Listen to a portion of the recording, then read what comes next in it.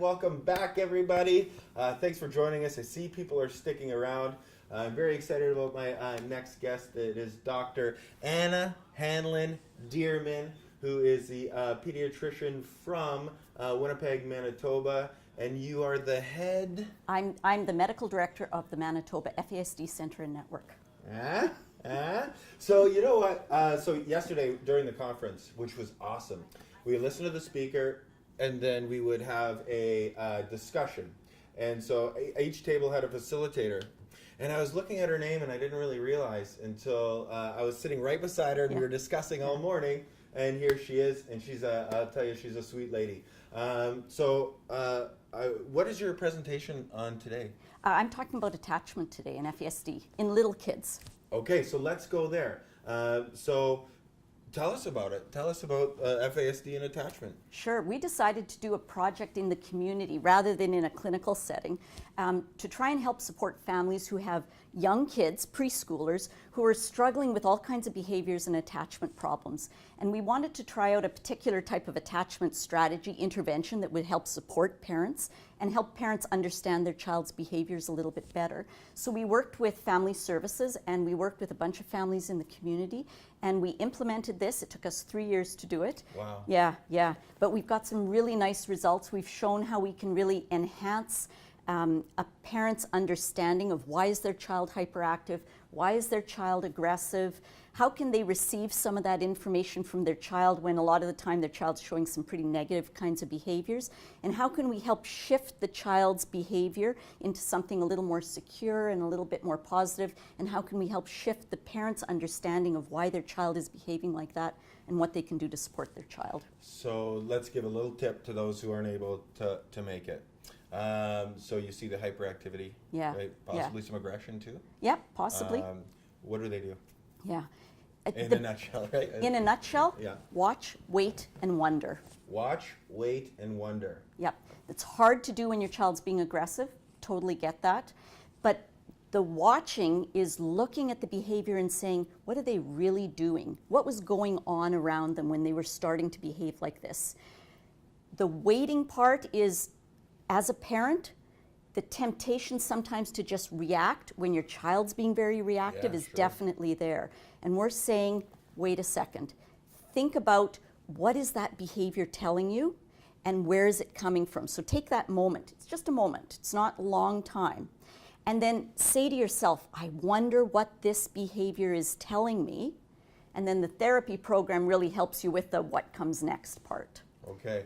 And because we look at behaviors as symptoms. Yep, absolutely. Right? And that's by changing our terminology. Yep. We change our thinking. Yeah, exactly. So we can push from punishment to support. Exactly. Because the reaction is to punish, right? Yeah. And to I am the parent, Yep. and you.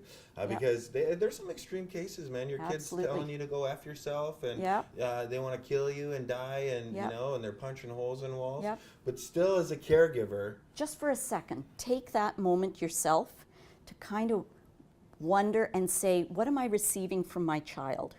Take that moment. Well, they're receiving swear words. So, right? So, what would they do after they say, okay, I wondered. Yeah. And now how do I make this stop? Yeah, so the therapy program that we uses a series of graphic representations of behavior. So we show those in our presentation. I know it sounds very light, and most parents, if they listen to this, they're going, yeah. But as you say, they're telling you to F off.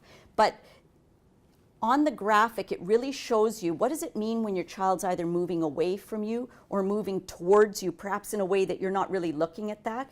And how do you receive that? Remember, we're talking about in our program just little kids, preschoolers who may have been in multiple placements, preschoolers who may have experienced all kinds of trauma, preschoolers who look hyperactive, but maybe hyperactivity is really more about disorganization and that environment is way too much for me. I'm sensory overwhelmed.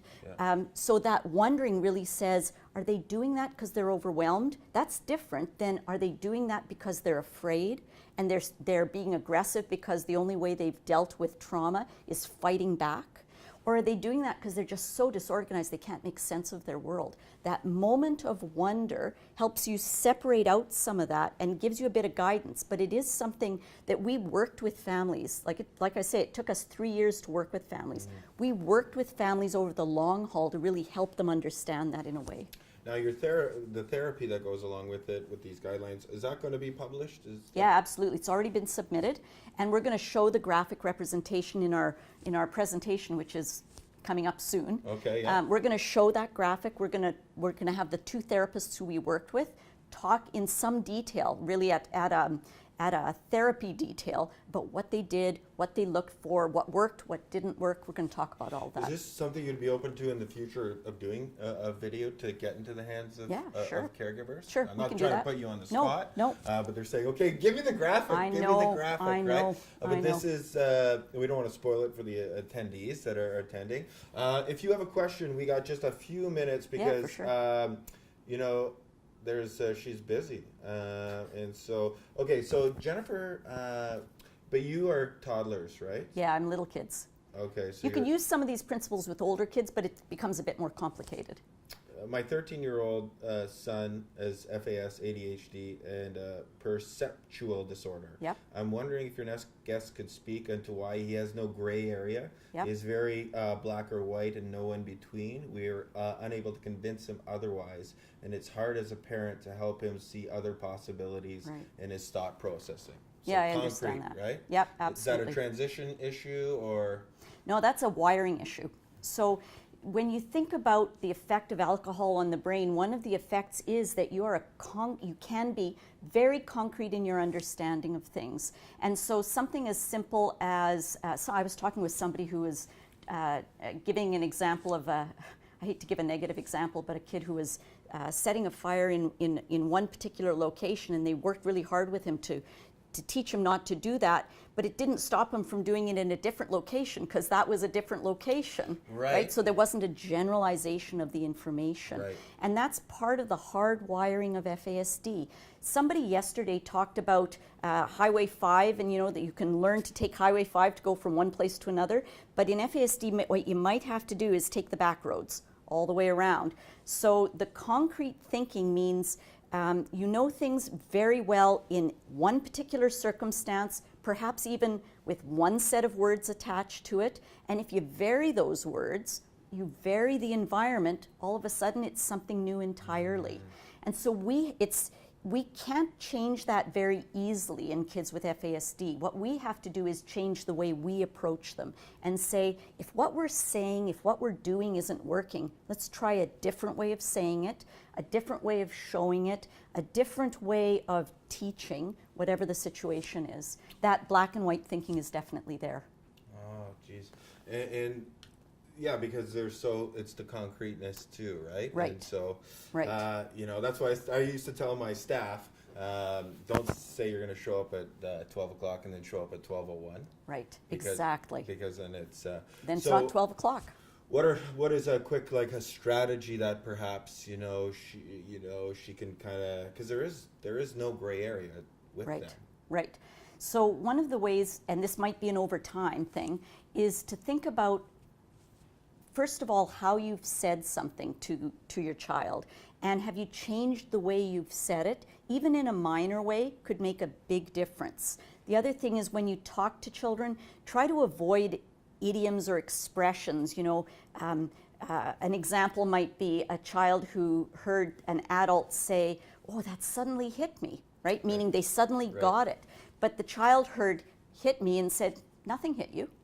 Right? I got a good one. So I had this young guy, and he was crying, and I was asking him, what the problem is, and I was talking to him, and I said, you know what? Don't worry, buddy. Tomorrow's a new day, and you'll get back up on the horse. Yeah. Right? And then he says, Jeff, I don't see a horse. There's no horse And there. then he said, are you getting me a horse? Yeah. And I was like, no. Right. So right. it's the language that we use. Yeah, be really specific about the language. If the language isn't working, or if you can't find a different way, show them exactly what you mean.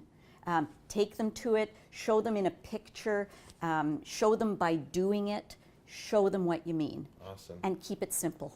So this, are you moving on? Is there another research, like what's next? Yeah, we're doing lots of research with preschoolers, trying to understand preschool behavior, because we believe that if you understand it from the beginning, it'll help you understand it as you go along. We're doing work in attachment, and we're also working in a number of different projects with, medication projects, data form projects. We're doing a bunch of stuff. Oh my gosh, Yeah. you're so busy. Yeah. I want to thank you, Lana. Thank you so much. No, thank you very is much. there anywhere they could go for the information, or we got to wait for it to be published in terms of your more recent research? Well, this one probably has to be, wait for it to be published, but we're hoping that that's going to be soon. Yep. And come to my presentation, and they can always contact me. I'm happy to talk about it. So again, that's awesome. So if you have a preschooler or you have a young one, and contact me first. Yeah. So you're not getting 1,000 Thank you. able, and I'll put that up. Is Awesome. that all right? That was great. You're a great interviewer. That's fun.